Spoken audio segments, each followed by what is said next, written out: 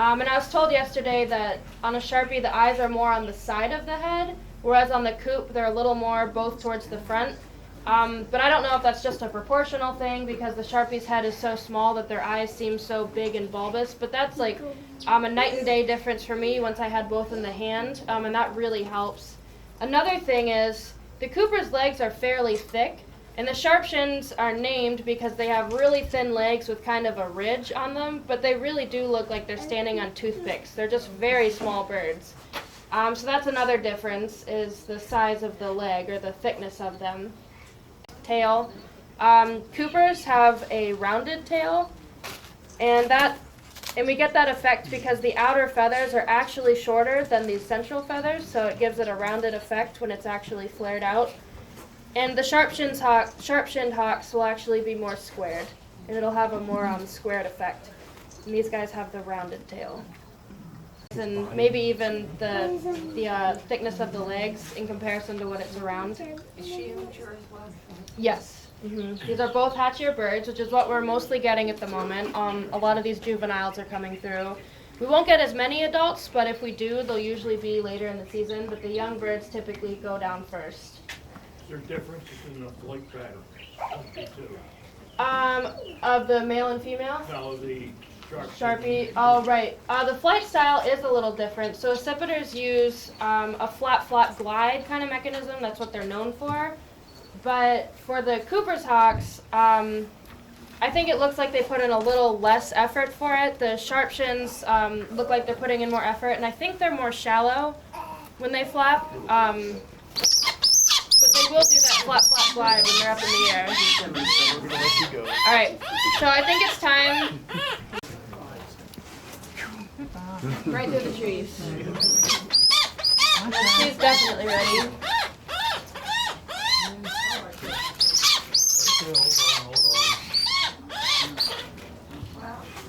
Wow. You can kind of see that flop glide that they were doing. Me up a lot.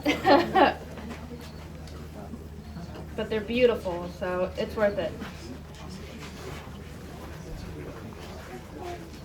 Right after this, CMBO will be having a mini ID workshop, hawk workshop, which is really good. I've seen it a couple of times.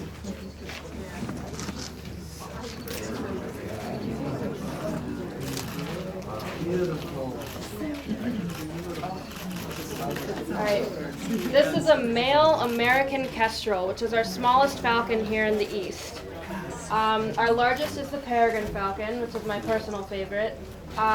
In the middle we have the merlin, which doesn't actually breed here in the eastern United States. They're more boreal forest breeders, so they're much more north, but we get them on migration.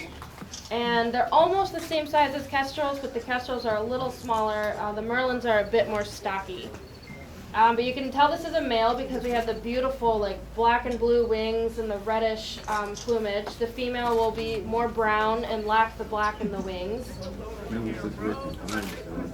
And falcons have a few interesting characteristics that hawks lack. So the first thing to notice is that big, dark, black eye. So their eye is like a chocolate brown color, but they have that big black pupil. So when it dilates, their eye just looks like a black hole. It's very pretty.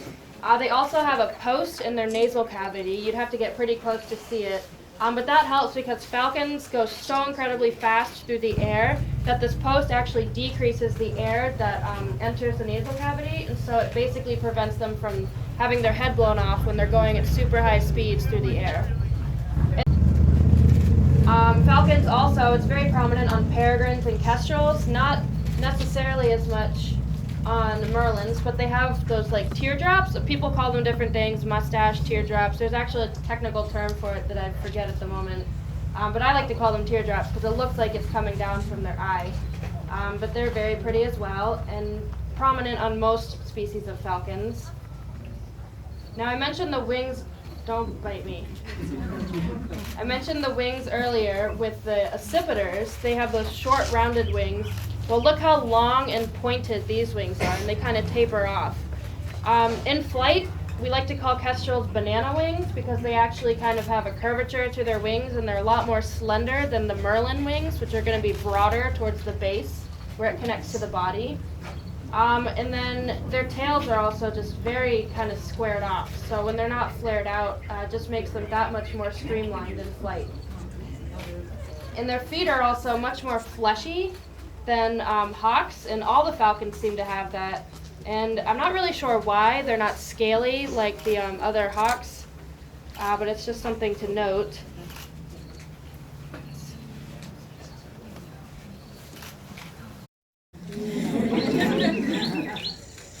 He's a good boy. Are there any questions about falcons or kestrels? Did you Yeah. say, Oh, is that a first year bird too? I'm pretty sure this is a hatchier. Where did Arthur go? Hatchier?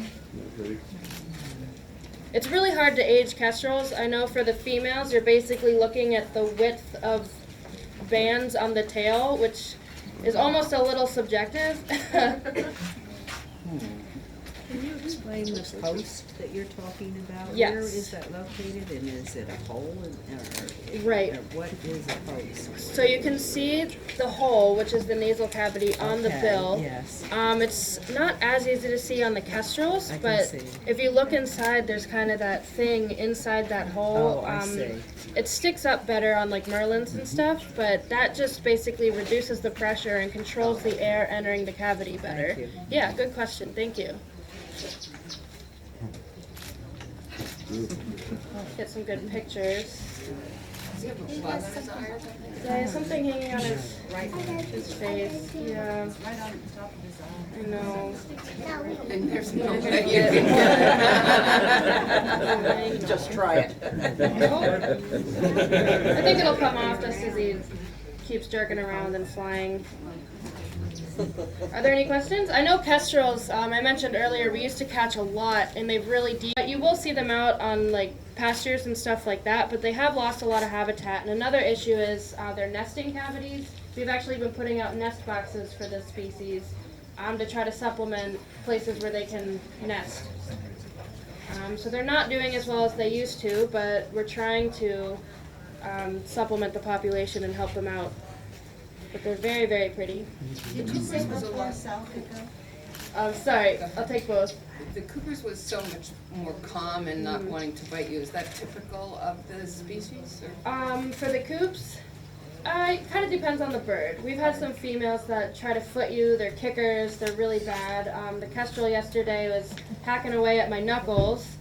I'm timid, like waiting for this one to do the same, and he's been good so far. But yeah, it depends on the species. The falcons are typically more worked up in general, which is unfortunate because they bite a lot harder and will draw more blood. But the red tails are actually really calm. They're really, really big. But I have been bit by one of them too, and that hurt. And you don't wear gloves because you don't have the. Yeah, the dexterity. It just would be really hard to handle them in the small bands and stuff. You had a question. How far south? How far south? So that depends on the species. The falcons, a lot of the falcons will go as far south as Central and South America. I know the peregrines will go to like Argentina and other places in South America. So this guy will probably make it out of the country. But if there's no more questions, I'm gonna let this little guy go. How did you get him? How did you catch him? This actually came from a different station, but it's likely he flew into that DG that I was mentioning earlier, Oh. which is just that vertical panel of net, free Okay. at the bottom, so it hits it and engulfs it. Kestrels are really flighty. They're a lot harder to catch in the bows. We've gotten merlins in the bows occasionally if they finally settle down on the sparrow or something, but kestrels like to just out. There you go. Here it goes. They just come in and buzz us, and then they'll leave. So it's really nice when we actually get one. But I'm gonna let him go. I know you're ready. All right.